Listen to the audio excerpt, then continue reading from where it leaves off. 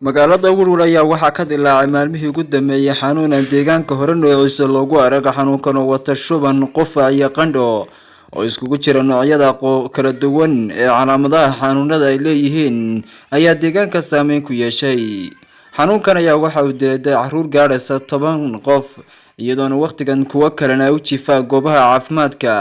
caafimaadka ee degmada Werwer ayaa waxa buuxdhaafiyay dadka xanuunka la soo dhacay xanuunku soo ritay gaar ahaan caruurta iyadoona deegaanka waqtigan dawadu gabaabsi tahay iyadoo walaho ay jiraan tiimam caafimaad oo ka yimid magaalada Buuhoodle iyo waliba magaalada Laascaanood iyo Garowe oo soo gaarsiiyay deegaanka gurmad caafimaad oo iskugu jira dhakhaatiir iyo dawo. dhakhaatiirta deegaanka hore ugu sugnayd iyo waliba goobaha caafimaadka ayaa la tacaalaya sidii xanuunkan uga soo afjari lahaayeen, balse xanuunkan ayaa waxa uu noqday xanuun saameyn ku yeeshay dadka deegaanka walaal dadka deegaanka ku nool xanuunku si gaar ah caruurta uga saameeyay. dhakhaatiirta gaadhay magaalada Werwer ayaa ka caawinaysa dhakhaatiirta hore goobaha ku sugnayd caafimaadka iyo guud ahaan deegaanka siday gacan uga siin lahaayeen sidii xanuunka loo soo afjari lahaa. waa xanuun waqtigan laga dareemayo saameyntiisa guud ahaan degmada Werwer iyadoona waqtigan shacabku ay isku gurmad ugu jiraan qaybihiisa kala duwan sidii loo caawin lahaa ubadka yaryar ee xanuunkan saameeyay.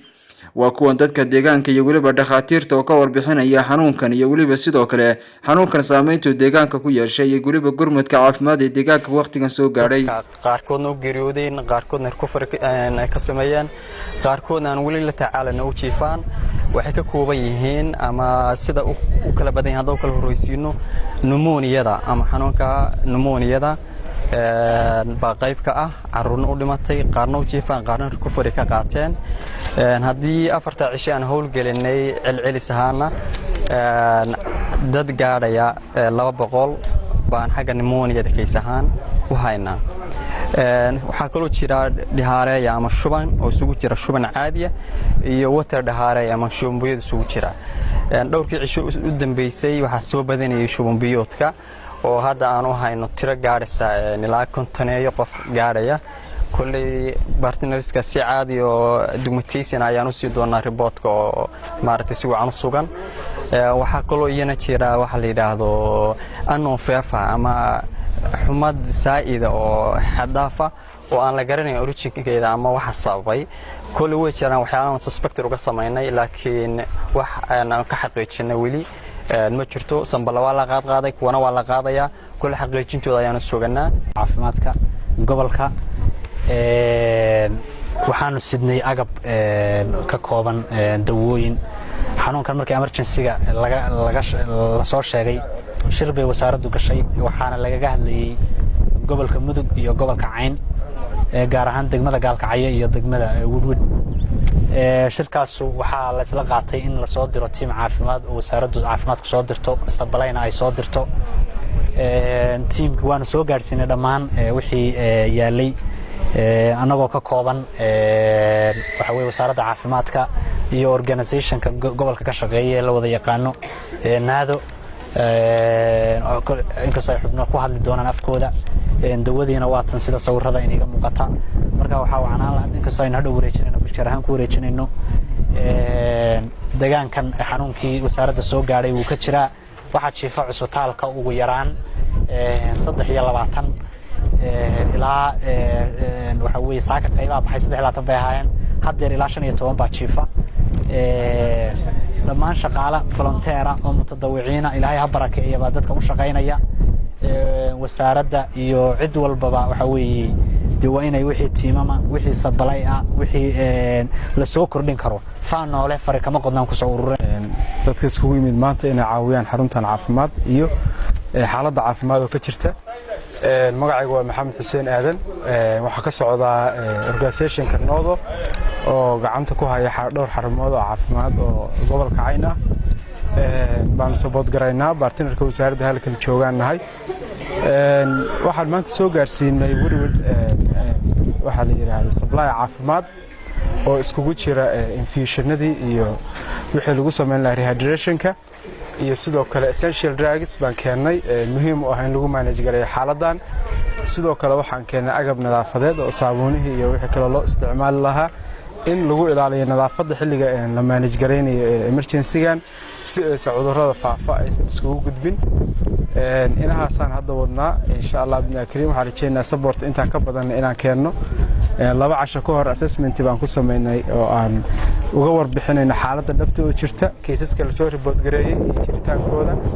waxaan la wadaagnay wasaaradda iyo dhammaan partnerska iyo hay'adaha ay qosayso wax ka qaban kara waxaan rajaynaynaa insha Allah bidnaa kariim in dadaalkeena wax nagu aadan aan qabanno runtii sharaf weyn bay noo tahay inaan maanta halkaan ka shaqeyno nimaano waxaan nimada waa garanaysaan oo ayaantaan xanuuno badan baa jiray oo deegaanka ka jiray marka bal inaan xaqiijino xanuunadii jiritaankoodii xanuunku de mar hadduu dhaco 2 qaybood buu leeyahay marna intuusan dhicin ka hortag buu leeyahay prevention hadduu dhacana in la controlo marka hadda xanuunka wuu dhacay marka waxaynu ujeedadu waxa weeyaan sidii loo control lahaa loo joojin lahaa cases cusub inuu si imaan la fiirin lahaa xanuunada jira sourceska ay ka yimaadeen iyo meelaha ay ka yimaadeen hadduu shuban yahay hadduu pneumonia yahay in runtii case definitionska dib loogu laabto la fiiriyo waxa la yiraahdo registerada xarunta yaala xarunta dhexe reportkii loo soo gudbiyay lafiyada oo systemka early warning systemka la yiraahdo ka jawaab xaaladaha degdega xogtii la soo geliyay xogta meesha taal isku mid tahay inaan fiirno data quality audit inaan sameeyno sala socoteen daawooyina waan keenay qayb kamid ah halkaan waad ku arki doontaan insha Allah waxaan rajayn doonaa arinta ugu muhiimsan waxa weeyaan 2 qodob mid waxa weeyaan case management intaas hadii xooga la saaro dad badan baa la saf garan kara marka inta horta in xooga la saaro patientska iyo dadka imaanaya xarunta si fiican intii loogu shaqeeyo taas waa qodob mid kale kiisaska qaybtood shuban baa ku jira dabcan waa la socotaan shubanku wuxuu la mid yahay xanuunada dilaaga ah ilaa hadda dhowr qaybood 2 qaybood baa ugu muhiimsan mid waxa la yiraahdaa PD oo blood diarrhea midna waxa la yiraahdaa acute diarrhea oo ah shuban biyoodka midna other acute diarrhea marka labada ugu daran marka waxa weeyaan blood diarrhea oo shubanka dhiigga la socda iyo kan shuban biyoodka oo labada dilaaga marka taas la fiiro runtii in xooga saarno sidii looga hortagi lahaa dhammaan waxaan u mahadnaqayaa dadkii agabka ee soo gaarsiiyay ee dhakhtarrada ee gurmadka ahaa meel kasta ay ka yimaadeen xaaladda hadda jirta waa xaalad aad iyo aad u culus waxyaalaha aan u malaynayna inay noogu muhiimsan yihiin waxa weeye inaanu helno dhakhtarro noo jooga oo joogta iyo maxaan ahaayay supply-gii oo la socda waxaan kaloo intaas noo weheliya in public health-ka nalaga caawiyo oo waxaan xanuunadu ka faafayaan biyo la'aanta ay ka jiraan iyo waxaan yaale meel walba yaale ceelasha gelaya in kuwaana maxaan nalaga caawiyo kuwaas weeyaan kuwa aad dilaaga u sii xanuunada u faafinaya